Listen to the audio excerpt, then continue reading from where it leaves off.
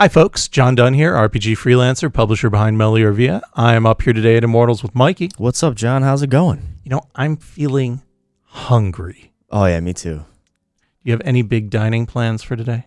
No, I'm stuck in the dungeon all day here at Immortals Inc. headquarters. But how about you? Well, I think it is time for us to explore some unexpected cuisine. Oh.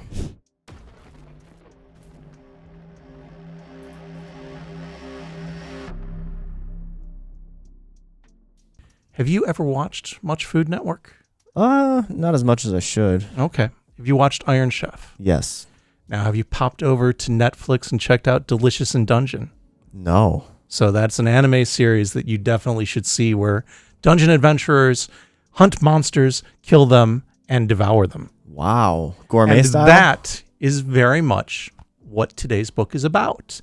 Bakto's terrifying cuisine from Spear Witch is an adventure where the characters need to appease Bakto, the demon, and Gourmand, who just happens to really strongly resemble the statue on the cover of the first edition player's handbook for AD&D. Sheer coincidence, I'm sure. Might be a cousin. I don't know. The author of this is Giuliano Ravarato. He's done a fair bit of indie work and OSR work. We've talked about OSR games in the past. This is published by Spear Witch. It's the same company that did The Isle that I think Carlos talked about pretty recently. Yeah. And both of these are for the same game system, which is called the Vanilla game. Again, from Spear Witch. It's a very light OSR style game. It's freely available online. It feels an awful lot like original white box Dungeons and Dragons. Characters are just going to be a fighter or a magic user. Those are your only classes. Pretty straightforward for setting up attributes and, throwing a D20, having some fun, beer and pretzels type game. Like I said, Carlos talked about The Isle previously, and this is very much an Iron Chef riff. The book itself, in terms of production, feels a lot like a children's book, kind of, a kid's picture book, because it's not real thick. In fact, it's just 48 pages. It does have a nice thick cover. The paper is fairly thick, and the artwork in here is really bright colors. Yeah. It's a lot of fun, though. I mean, it's very evocative of the tone that they're trying to set. So Bakto is a demon who needs the PCs to cook for him, right? The artwork, again, riffs on that first edition D&D Player's Handbook, and some of the interior art also kind of riffs on artwork from that same era. The adventure is eminently replayable. This doesn't have to be a one and done because there are tons of different elements that can come into it. First off, what the demon wants you to cook is going to change every time. There's a random chart for that, as is the demon's mood and the demon's food allergy. Oh. Yes, because the only way to overcome him is by exploiting his allergy. At least that's the only way to defeat him. But you can, of course, appease him by cooking exactly what he wants. Also worth mentioning, they throw out there, if you're replaying it, you might take the player characters who succeeded previously and have them exploring the dungeon at the same time as your heroes. Basically, the role of the Iron Chef, the accomplished cooks who are out there competing with the player characters. That's cool. There's also a suggestion here for running in a tournament environment where you can have multiple tables trying to appease Bakto at the same time. And after all the groups are done, the game masters for all the tables can sit down and have each group of players sequentially present their recipe. And then the game masters get to vote about which table did the best job and has won Bakto's tournament. That'd be cool. And in fact, we are going to try to do that up here at Immortals sometime, probably in the next few months. I've got Amanda working on getting some game masters together for With real us. food? We're going to do it with real. We're going to have a buffet, and we're going to have some kind of a prize. It's going to be a ticketed event. Whoa. Yeah. So getting into the meat of the adventure, in this case, it's clearly MEAT, right? Oh, yeah. The characters start out in Kitchen Arena. How they get there doesn't really matter. They're in Kitchen Arena. Who cares? They've got 20 turns to explore the dungeon and gather ingredients. A turn is like D&D first edition turns. There's 6 turns, turns either 6 seconds or 10 seconds. 6 or 10 rounds to a turn. It doesn't matter. If you're playing the adventure, you'll see it written in there. But they've got 20 turns to explore the dungeon, and some of the hallways take more than a turn to go down. You can have a random encounter when you're going through the hallways.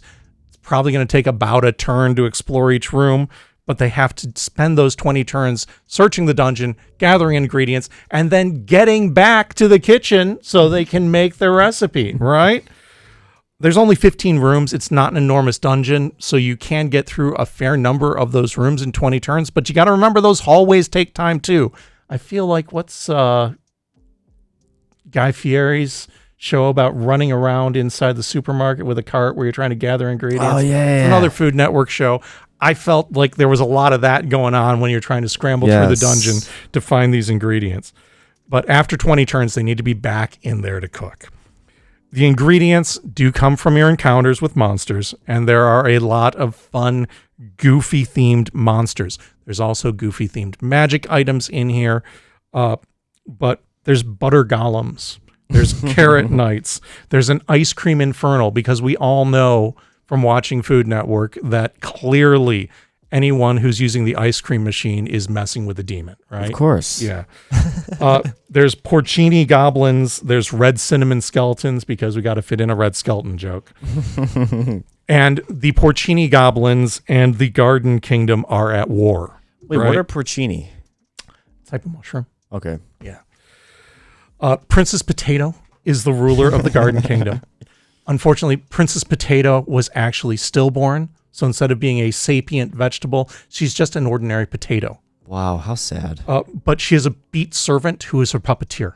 Oh, no problem. So the beet literally holds her up, moves her around, and talks for her. What a life.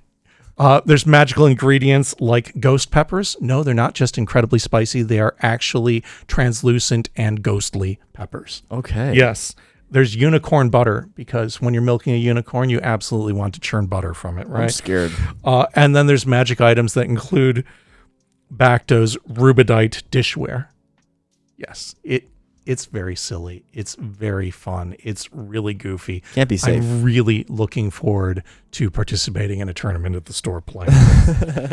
There are a whole bunch of variables. Bakto's mood is one of those things you randomly roll on at the start, along with his allergy and the type of dish. You can have a random special ingredient, again, much like Iron Chef if you want.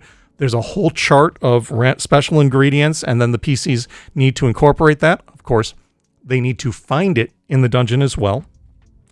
And then you can have the rubidite chefs to compete with the PCs. So these are some example accomplished chefs. So if you haven't run it before and you want to have another team of adventurers running around the dungeon at the same time, they're in here, they're statted out, and they're just malicious.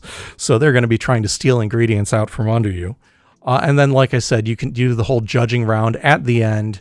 And if you've got multiple teams, then either each group's presenting to the game master, or if they're NPCs, the game master is going to tell their recipe and story, probably right before the player characters present theirs. And there's explicit rules for how you're going to be judging that with a chart for different elements and different point values.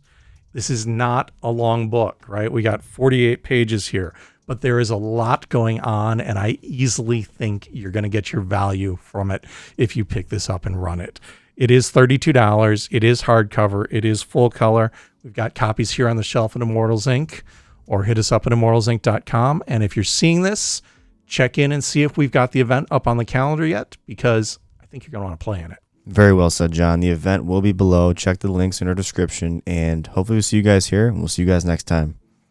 Till next time, folks. Good gaming.